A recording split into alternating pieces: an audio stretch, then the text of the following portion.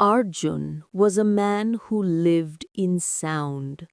Every breath of wind, every dripping tap, every whisper in a crowded street, he could capture it, shape it, and turn it into life. He wasn't just a sound engineer, he was someone who felt sound. People said he had a gift. Arjun believed it too.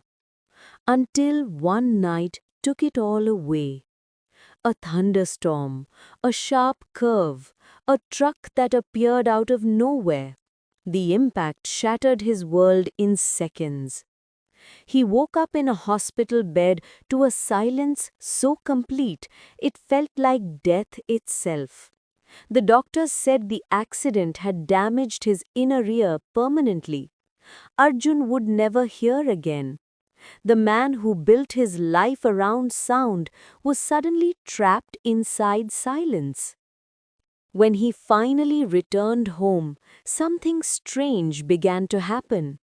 One evening, as he watched rain hit the window, he didn't hear anything, but he saw it. Tiny pulses of light, faint waves vibrating in front of his eyes like sound given a shape. At first he thought it was trauma, or maybe just his mind creating illusions to fill the absence of sound. But then the patterns became clearer, more specific, almost like messages. A bicycle bell, glowing like a circle in the air. A door slam, appearing as a sharp white flash. A distant horn, stretching like a red line across the room.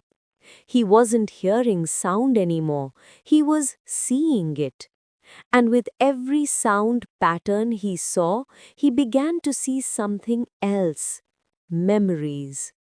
Dark, broken, buried memories. A face screaming, a burning room, a phone ringing unanswered. Days passed and the visions grew stronger. One night, while watching an old tape recorder turn, Arjun saw a sound wave that formed into a face, his wife's face, twisted in fear. Behind her, two smaller silhouettes, his children. Arjun froze. The room seemed to shrink around him. He didn't remember this, or maybe he had been trying not to.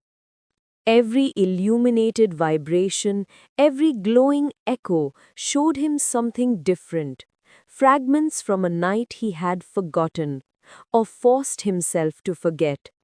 A spilled bottle, a falling candle, a phone left ringing on the table.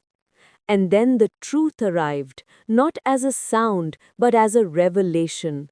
The fire that killed his family years ago wasn't an accident.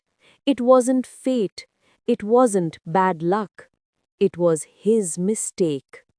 A mistake that began with alcohol, a careless moment, a candle too close to curtains, a phone call ignored in anger, a fire that spread too fast. He had convinced himself he didn't remember that night. But the silence remembered, and now it was showing him everything. Every sound he saw was not a hallucination, it was a confession. In the silence, his past was screaming. Arjun fell to the floor, tears streaming down his face, hands pressed over his ears that could hear nothing, not the rain, not his own sobbing, not even his heartbeat. But the silence around him felt loud. The lights, the shadows, the vibrating shapes all spelled the same sentence. This happened because of you. His entire life, every day after the fire, every job, every recording had been built on a truth he refused to face.